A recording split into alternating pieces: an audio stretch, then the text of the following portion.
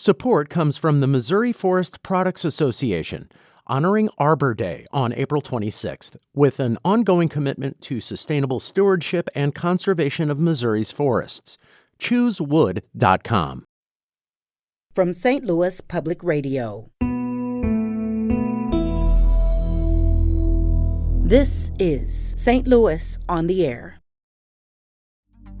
People who were in the city at that time remember that you would paint no FD on some buildings. People thought this made the neighborhood look not as good. It made the neighborhood look a little, downtrodden, if you will, and it wasn't a good look for the city, which I can understand that. Absentee landlordism is the biggest problem for St. Louis properties. Now with the ability to put all this information into a database and have it readily available for the responding companies to actually, before they get there, they can see that it says FD no entry. You walk around Soulard now and it's beautiful. Yeah. So, and what would it look like if we would have torn all those down? Yeah. So this needs to be a house-by-house question, a block-by-block question. Absolutely. I'm looking at it from a house-by-house, block-by-block, for the safety benefit of the firefighters.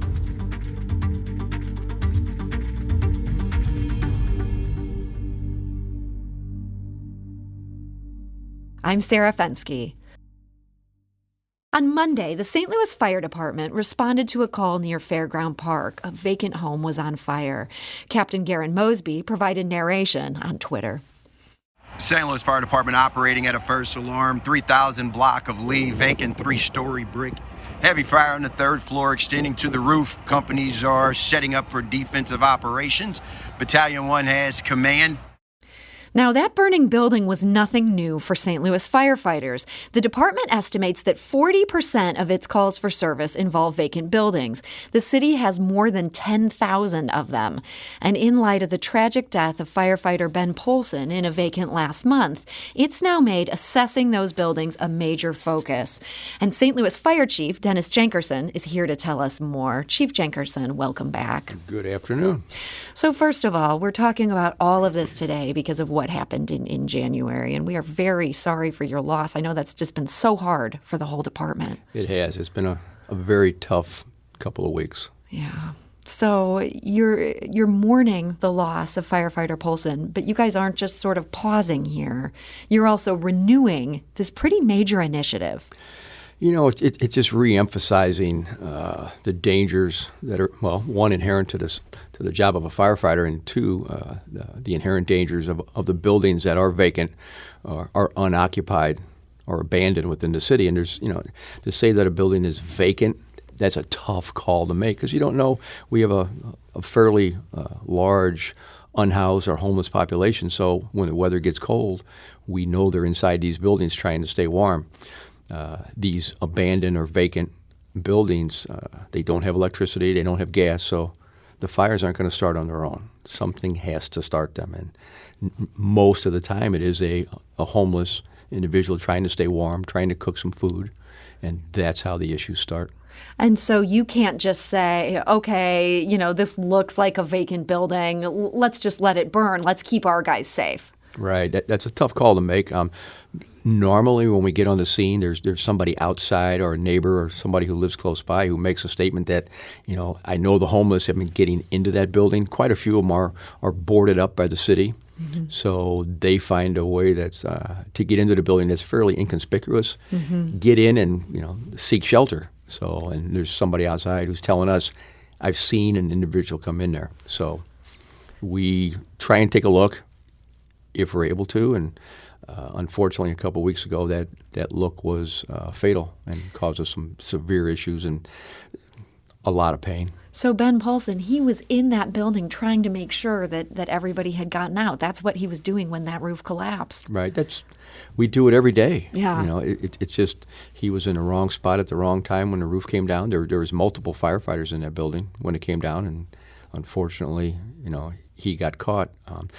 But we're trying to start an initiative to where we provide as much information as we can to the firefighters on the scene, the first arriving firefighters, the captains, the battalion chiefs, to inform them of what we think the condition of these buildings are. You take a walk around the city in some of the areas where we have the abandoned buildings, and they're missing walls. They're missing, a lot of the special brickwork has been scavenged by thieves. The inside is, they're missing piping and different things. And so we're going to try and provide a database, if you will. And we have the ability, because all the new fire trucks, everybody has a computer on it. So we'll be able to put that into a database and give them a heads up after we rate these buildings and say, hey, this, you can take a look, but you're not going to spend much time inside this building fighting this fire. This is a quick look, and we're staying outside and fighting it. So I understand there was somewhat of a similar initiative going back 20 years ago. At that point, people who were in the city at that time remember that you would paint no FD on some buildings, saying this one is like past the point of redemption. First of all, what happened to that effort?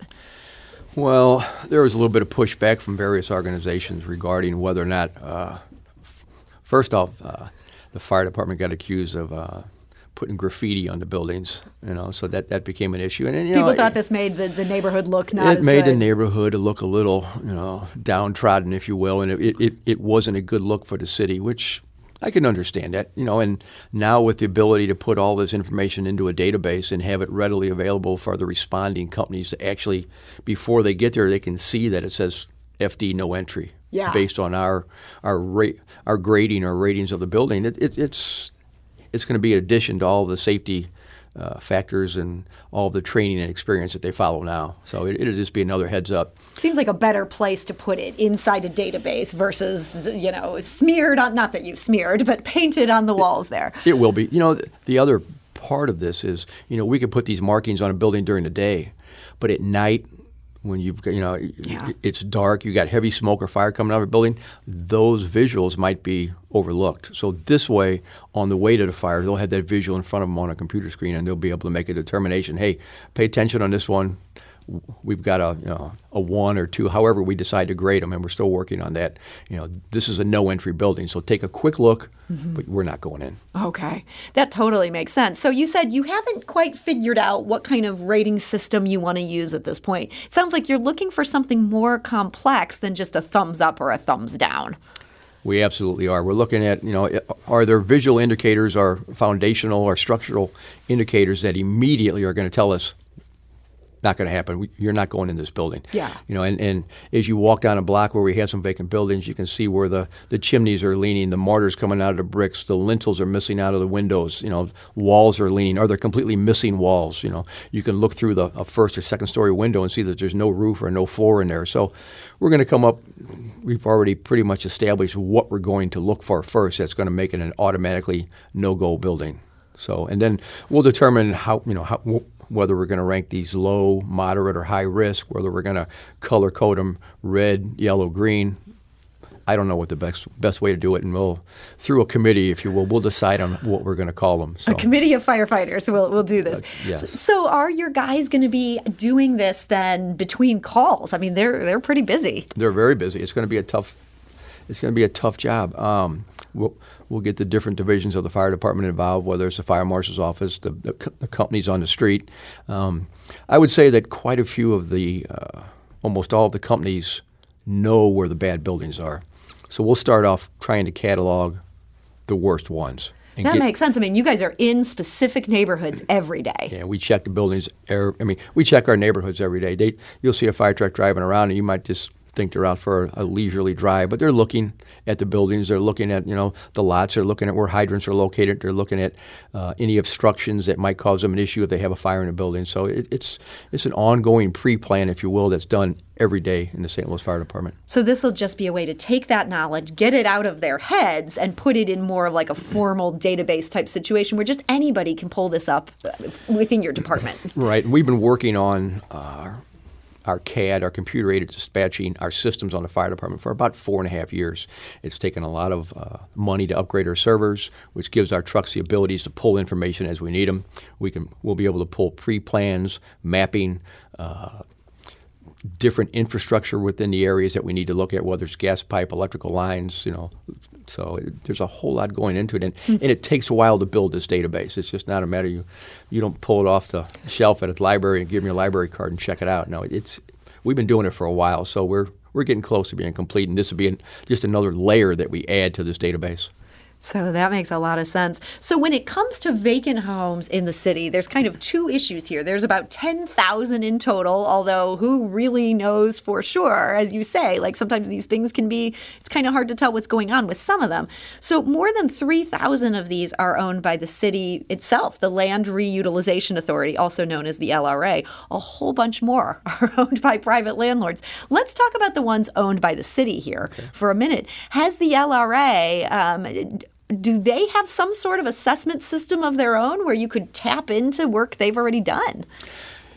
There's a very wide network of information, between the LRA, the building department, the assessor's office, the tax collector's office, so everybody's taking notes, but they're maybe all got a little kind bit of separate. Yeah. So I need to take all that and kind of put it together and look at how we can maybe rank a building based on the different information that's out there. Whether we use an algorithm to put this into place, and we're looking at it. Are those other departments being forthcoming with information? Absolutely. They have? Okay. Yeah, absolutely. Because they don't want to. Not only is it dangerous to firefighters, it's also dangerous to the people who live in that neighborhood, the kids who are playing around there, the people.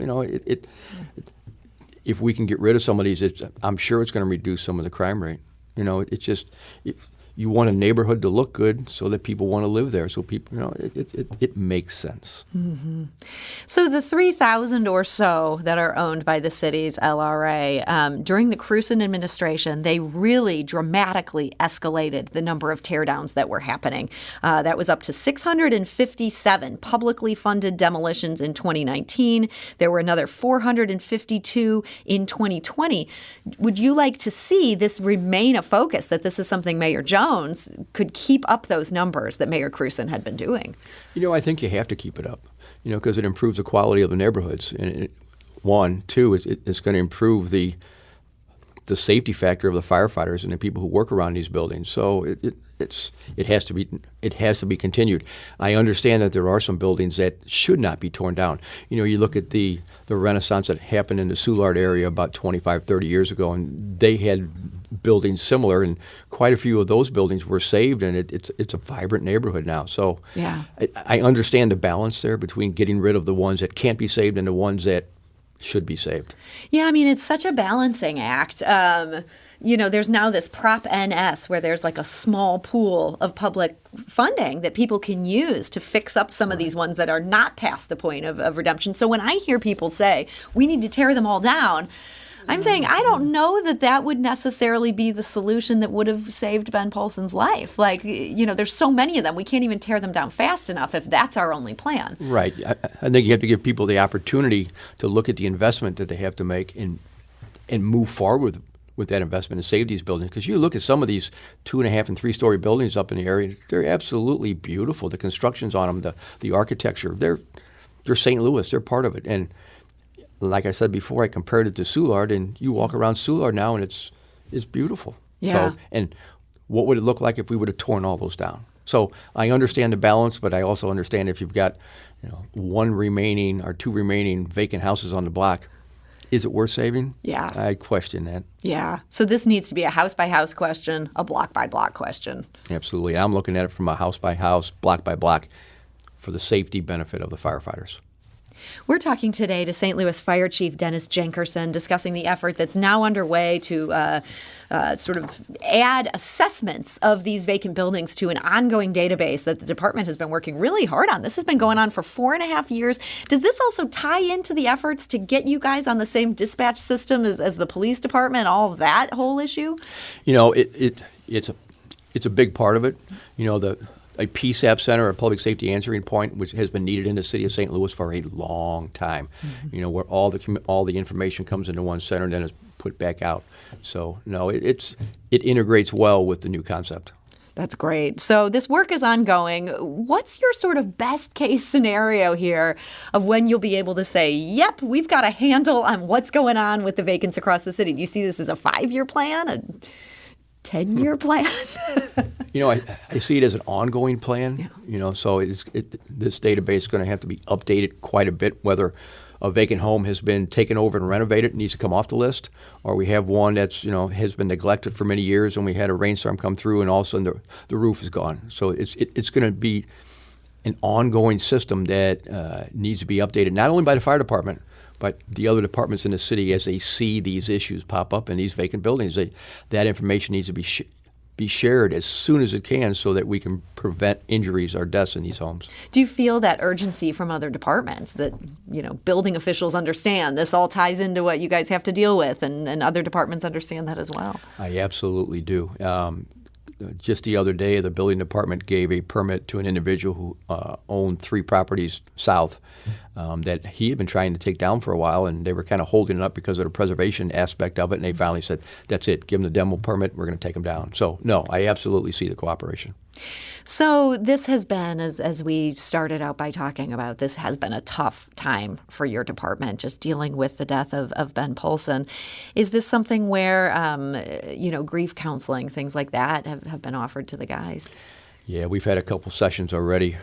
We actually work with a company, an organization that provides grief counseling, if you will, and the first time we did it as a larger group, and then we kind of broke them down, and it will continue. And this organization's been around almost 30 years. In fact, I was part of the organization's 25 years ago, so it's a good group, and we use them quite a bit. The fire departments across the region use the same group a lot. So we all think of firefighters as, you guys are just guys who get stuff done. We don't necessarily always think about the emotional side of this job, or, that need to sort of take care of mental health, things like that. Do you think are firefighters on board for these kind of sessions? They're coming in knowing this is something that helps. That's a tough question. Firefighters are some pretty tough, if you will, and stonewalled of opinion, but they don't all want to move into the debriefing, if you will. Mm-hmm. But I'm pretty rock-headed as well, so they all come to the meeting. This is not optional. No, this is mandatory. They all show up, and we break it down, and we assess the levels of how they're feeling, what's going on, and make some decisions on who's going to keep coming and how we're going to split the group up. But I think it helps the fire department as a whole to know that nobody's left untouched in this matter. Yeah. I also wonder about you as the chief. Like, when you're in charge, you can't help but feel anxious for your guys who are out there. And something like this is just kind of a jolt to the system. I mean, do you find yourself now as days have turned into weeks, that you're still kind of white knuckling it? Like, you want to make sure everybody's getting home. That's another brutal question. When you talk about days turning into weeks, it's almost the opposite. It's just one long event, one long day. It just things keep getting added to it. As I'm out and about in the community, people unfortunately recognize me, and they all want to talk about what went on. So it's tough. We're just constantly making you relive this, and Here we are again today. That's exactly right. Well, we do have a question related more to buildings. Madonna from Crestwood sent us an email. Doesn't the city's building inspector have a complete list of derelict and unsafe buildings? Why duplicate their work? Well, we're not duplicating the work, and they do have a pretty good list because that's part of the database we've gotten. But we look at the buildings a little bit differently. They're going to look at it from the building department perspective. We're looking at it from a perspective of, is there somebody in there? The building's on fire. Do we have the ability to go in and make a grab? Is the building safe enough for us to do that? So there's a different way of looking at this building from the fire department view as opposed to a building view. If something collapses in your building and the building department comes out and says, we're going to condemn this building until it's fixed, if somebody's still in there, we're going in to try and get them out. Mm-hmm. So it's a different equation. Total different equation, total different objective of what we do and what an engineer or a building inspector will do. So we have to look at it from the eyes of a firefighter, the eyes of a fire company, the eyes of a district, I'm going to go to the phone lines here. We have a question, and I don't think it's a question for you, Chief Jenkerson, but I think it's a question that's maybe worth the city thinking about. So I'm going to get it here into the public discourse. This is Mark calling from St. Louis. Mark, hi, you're on St. Louis on the Air. Hi, thank you for taking my call. Yeah, I'm curious to hear, you have a thought about what the city could or should be doing related to these vacants. Well, I know there are other municipalities that whenever a building is vacant, the owner of it, if they haven't made an occupant, put an occupant in there or done something with the building within a certain length of time, they're fine. Yeah. I think this would be not only a way for us eliminating some of these vacant properties, but also having a revenue stream for the city, which right now is quite desperate for cash. Yeah, Mark, sometimes the problem is getting people to pay. When you have an absentee landlord, you can certainly slap them with fees, and they don't necessarily always promptly pay that bill. But it sounds like you would like to see some efforts to hold people accountable. If they're being a derelict or absentee landlord, this is something where there should be a penalty. Well, having worked in a neighborhood that we brought back from the edge, I know that absentee landlord is the biggest problem for St. Louis properties. Not only for having vacant properties, but having properties that are totally below living standards for anyone, and yet they still are allowed to continue to keep renting them. And if they are brought into court, it's a slap on the wrist, and it takes a very, very long time to even make that process begin. Yeah, Mark, I think you make some good points there. I certainly hear this in my own neighborhood, Lafayette Square. This is one of these neighborhoods that has battled back from the brink. It's doing great today. Even so, you have a couple people just, they're sitting on these buildings. They're not doing anything to keep them maintained. It's a problem for the neighborhood. It's something I guess we all need to be thinking of solutions for, ways to pay attention to it. Yeah, that's all over the United States. You looked at what happened in Baltimore. You look what happened in New York with all the deaths up there, and yes, there's living conditions that people shouldn't be living in, and just finding your way out of it might not be the best idea, but we have to make the areas safe for the people who live in the apartments, for the children, the adults who live there, and there's overcrowding. It's just when you start finding people, and St. Louis has fines, they have ordinances that do all of those things that you suggested, but then you have to try and collect it. So, but that's not my side of the story. My side of the story is making sure that I have a good rating on the buildings quickly, and the fire department, as they're coming into a scene, know about it. Yeah. Well, Mark, I want to thank you for that question and that idea. I do think this is such an important topic. And as you say, Chief Jenkerson, your piece is one piece of this much bigger puzzle. But it's good to see that this effort you guys are doing. It feels like this is really going to bear fruit down the road. We're going to keep working on it. We're not going to give up. Well, St. Louis Fire Chief Dennis Jenkerson, thank you so much for joining us today. This episode was produced by Alex Hoyer, with audio engineering and podcast design by Aaron Dorr. Our executive producer is Alex Hoyer. St. Louis on the Air is a production of St. Louis Public Radio. Understanding starts here.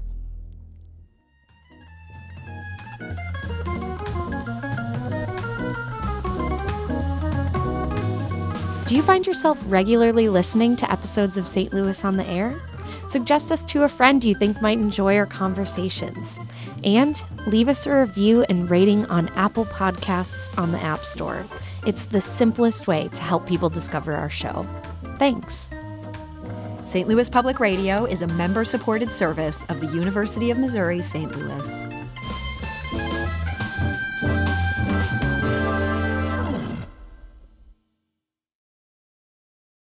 Support comes from the Missouri Forest Products Association, honoring Arbor Day on April 26th, with an ongoing commitment to sustainable stewardship and conservation of Missouri's forests.